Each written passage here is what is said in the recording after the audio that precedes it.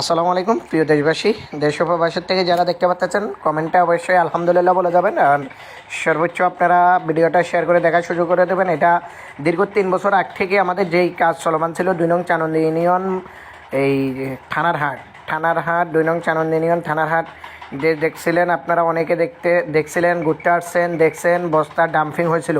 তো অবশেষে বস্তা ডাম্পিংয়ের পরে আমাদের এখানে ব্লক বসানোর কাজ শুরু হয়ে গেছে। দেখতে পাচ্ছেন এই যে আজকে 2 দিন হয়ে গেছে, ইনশাল্লাহ আমাদের ব্লক উদ্বোধন হয়ে গেছে। ব্লক বসানোর কাজ এই যে দেখতে পাচ্ছেন, এইদিকে ব্লক বানাচ্ছে আর এদিকে বসাচ্ছে।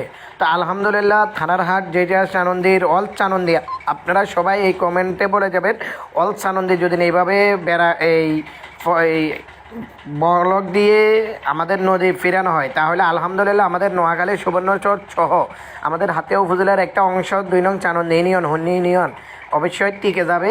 আলহামদুলিল্লাহ আমরা আবার পুনরায় এই চানন্দিতে থাকার মতন আমরা আশ্বাস পাবো।